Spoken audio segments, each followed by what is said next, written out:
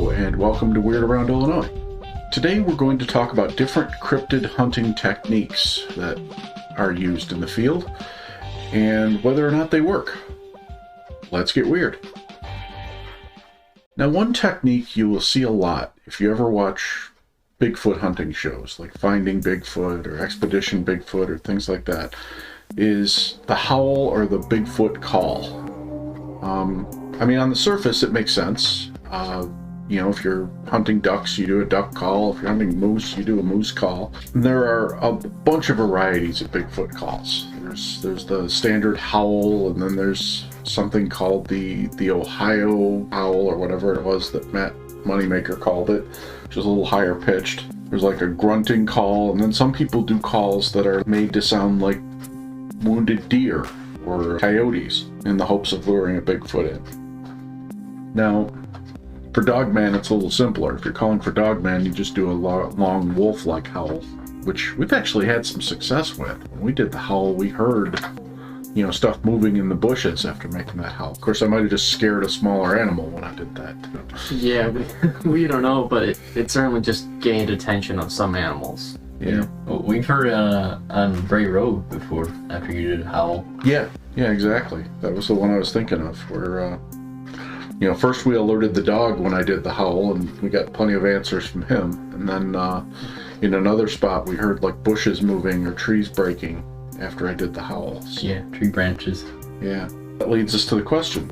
Do these howls and calls actually attract the cryptid you're looking for, or does it alert them that you're in the area and scare them away? According to Finding Bigfoot, it attracts them. Because Renee, her howls seem to often attract, like, the Bigfoot.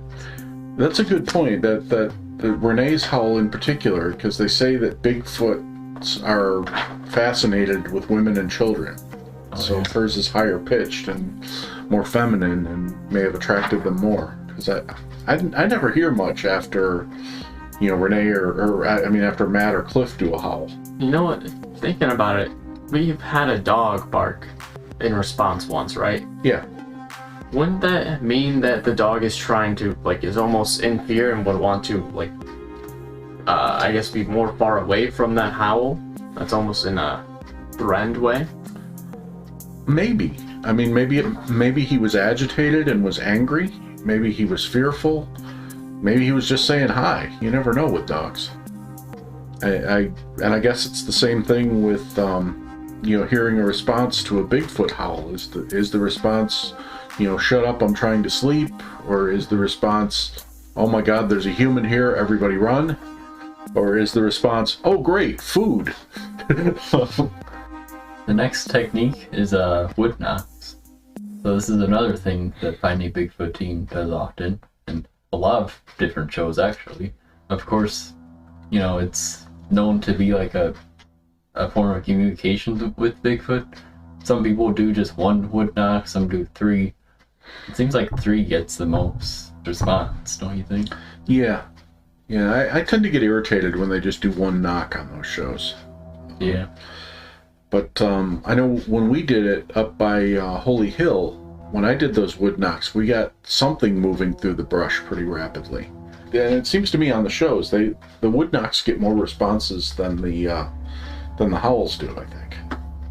The cool thing about wood knocks is if something responds in kind, like if you do a wood knock and something else does a wood knock in response, whatever is doing that response is either a human or a Bigfoot, because it has to have opposable digits to wrap around that piece of wood to hit another piece of wood. Yeah, there's not really any other animal that could do that. That's, at least in America, that I know. I guess in that respect, I like wood knocks a little bit better than howls, even though howls carry a little further usually, I think. I guess it depends on the type of wood you're hitting, too. Yeah. I'm surprised that Mothman doesn't get attracted by wood knocks. Doesn't come out of nowhere. Yeah. I think the only way to attract Mothman is to loosen some bolts on a bridge. Not that I'm recommending that, but that seems to be what lures them out every time. Yeah, I mean, at least our next thing, just baiting. Speaking of Bigfoot, actually, there's an idea that Bigfoot is really attracted to, I guess, apples. Mm-hmm. I could not think of a reason why that would be. Maybe it's just a good taste, which I can't disagree, but it's something to really question. But other cryptids like dogman would probably just eat a meat carcass of some kind. You leave it in some area. That's exactly what someone did in Wisconsin for dogman. I think it was around the Horicon Marsh area, where they set a deer carcass out with a trail cam. And that was where they got that classic footage of the mist rolling in, and when the mist receded, the carcass was gone. And that was like one of the classic dogman in the mist kind of videos. When you're baiting for Bigfoot, the other thing that I've seen used is apparently Bigfoot likes sweets, which might be part of the reason he likes apples. But I've seen people use donuts. Use donuts? Yeah. Like glazed donuts or like plain ones? Like glazed donuts, I think. Wow. Even some with sprinkles, if I'm not mistaken. I don't know how to feel about that. Yeah, it seems like a waste of a good donut. But yeah, but that might also show that's more human than anything. Yeah, that's a good point. The apples, we actually almost used once, right? Yeah, we kept meaning to, but none of us could brave the mosquitoes to go out and set that thing up. Yeah. We always thought of it at like 10 o'clock at night, and it's like, I'm not going out there. Yeah, well, and we were worried another animal would get to it as well. And we didn't have a trail cam to watch it with, which is another thing that works really good with baiting, if you can set up the trail cam, as you described. Yeah.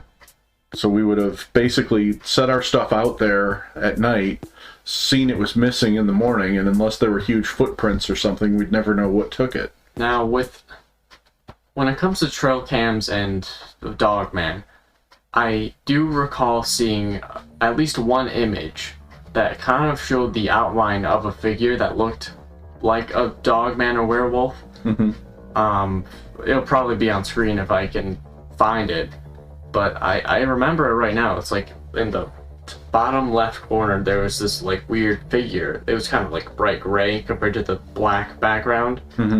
It was weird. And it could have been mistaken for anything, honestly, but it's just pretty different. That's good. I mean, trail cams, they're a great tool in hunting for Bigfoot and dogman and any cryptid, really, because you can just set them out and forget them. I mean, they're a cryptid hunting technique in and of themselves, really. You just set trail cams anywhere you think the creature's going to be and check the camera every so often, and you could have your evidence. You described a fairly decent trail cam picture. I have never seen a decent trail cam picture. Yeah, there's a lot of bad ones out there. I remember one, there was like an animal or something is right at the camera, and it was like knocking it down off the tree and everything. Yeah, it's usually you see like hair, or you see like a deer, and then the deer is gone in the next photo, but there's blood, or you see like a shadow in the back of a grainy photo image of what the trail cam took. It's frustrating that it so rarely catches something like dead on, because it can catch like mountain lions and bears and deer and everything else. It makes you wonder, are Bigfoot and dogman just so much faster than other animals that they just zip in and zip out before the camera has time to fully react? With all the portals that we've talked about, maybe. Yeah, with trail cams, I kind of realized I've seen on like Bigfoot is Real, that show, they try and find like paths or like I guess routes that Bigfoot would actually go through. And obviously they put the trail cam within the area. They've done that before. Yeah. These Bigfoot shows often talk about like the power lines and how it's a good place to put trail cams. So what's another method? Another method is the Bryce method. One of our favorite. Yes, love the Bryce method. Yeah. So this is basically when you're just driving and you're just looking for Bigfoot while in the car. It sounds stupid, but look at how many Bigfoot and dogman sightings are on the road. Yeah. Now the only conflict with that actually would be like, you'd have to get the timing just right. Yeah. I mean, you need to do an incredible amount of research and decide if it would be at night or during the day. It would be rare, but it would be much easier. Yeah. Yeah. Bryce from Expedition Bigfoot usually just like drives like normal. Mm-hmm. We actually alter it a little bit. We go a little bit slow Mm-hmm. to look for him. Yeah.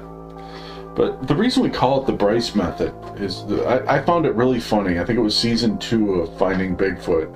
Expedition Bigfoot? Or Expedition Bigfoot, yeah.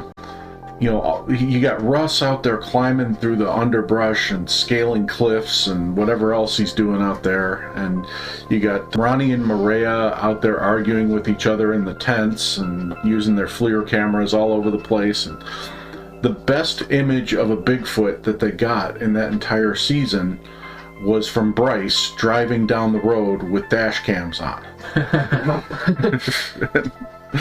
And, you know, it was just one of those things. He said, well, you know, there have been some Bigfoot sightings on this road. I'm going to drive up and down it for an hour or two and put cameras on each corner of my car and see what happens. Yeah, that's true. He has cameras like everywhere. Yeah, yeah. And I don't think you could even blame the producer for that. No. The producer of the show, I mean, they sometimes put cameras there, but not that many. No. So, I mean, in terms of getting good bang for your buck and just being comfortable while hunting for Bigfoot, you can't beat the Bryce method.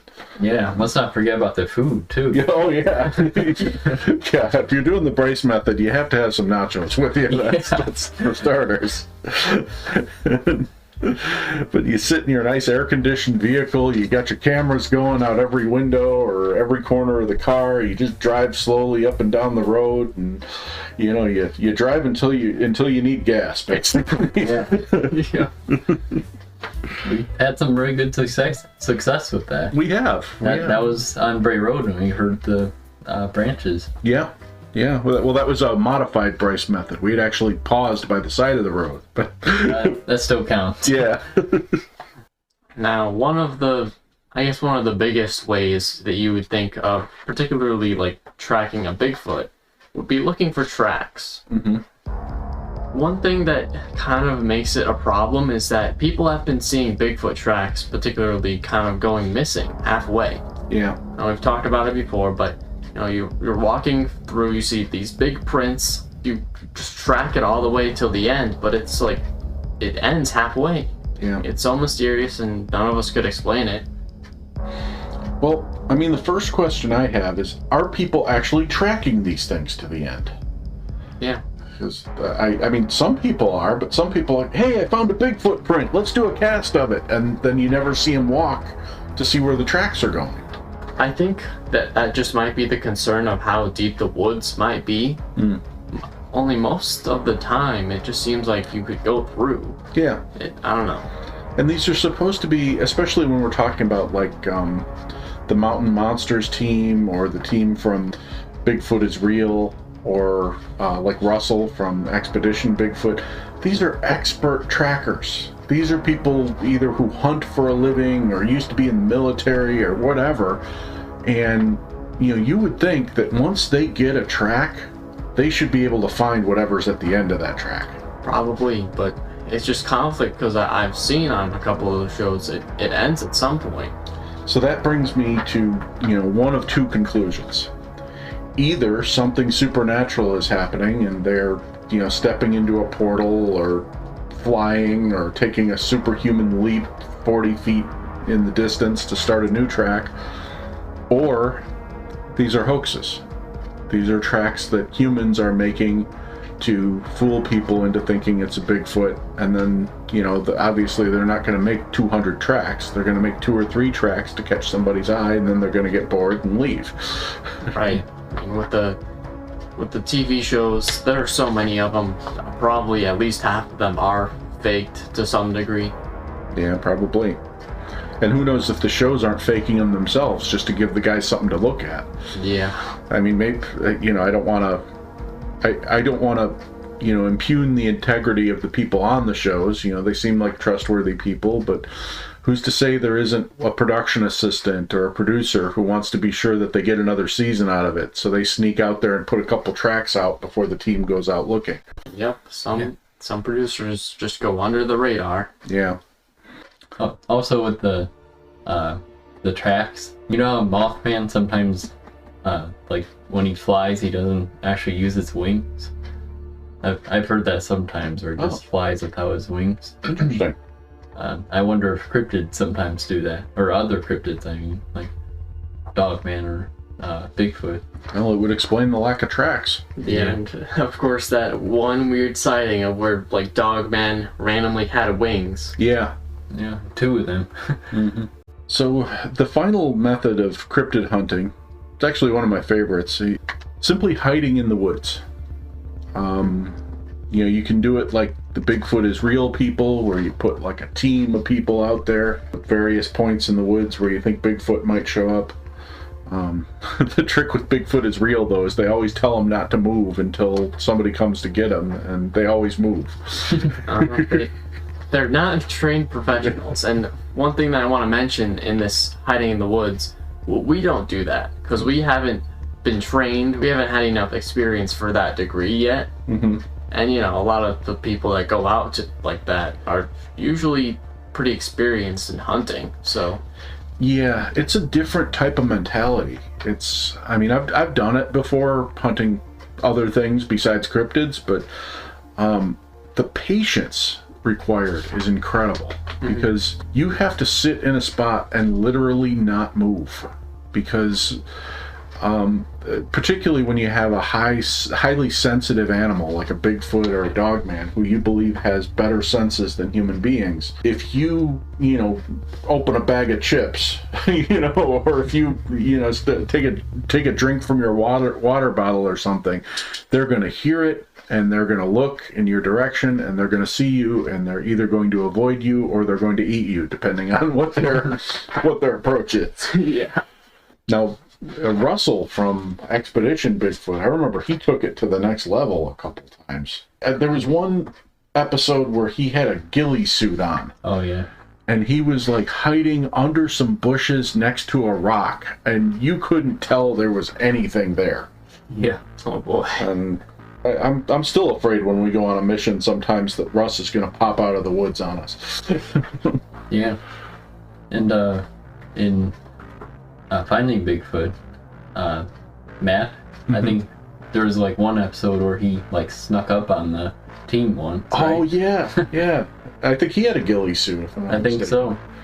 Yeah. So if we ever decide to do this method, probably a ghillie suit would be a good investment. The other thing I've seen people do is go into tree blinds, well off the ground to hunt for cryptids. We've seen this a lot on mountain monsters. They even set up like zip lines so they could get out of the tree blind really fast if Bigfoot came for them. Which is kind of my problem with tree blinds, because you're stuck in a tree. Yep. And you're expecting something 8 feet tall to come to you. And if it finds you, you're just gonna be stuck there. yeah. I remember some of the people on the Bigfoot is Real team had to do that before. They had to go down really quickly. Oh yeah. I'm surprised they weren't worried about getting eaten or something. Yeah. Going down.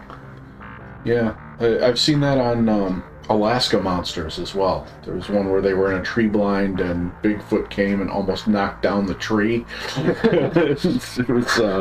It wasn't pleasant for them. I mean, a tree blind is great because it gets you off the ground and you're not worried about like a snake crawling into your boot or something. And it's great because you have a wider field of vision, especially if you've got a FLIR camera or something, so you can see anything moving around you. But yeah, once something gets there, you're dead meat. I mean, you better hope he goes away on his own, because you're not getting out of that tree. Except sometimes it seems like Bigfoot isn't actually trying to harm people. Yeah, that's true. Bigfoot seems more about scaring people out of his area. Yeah.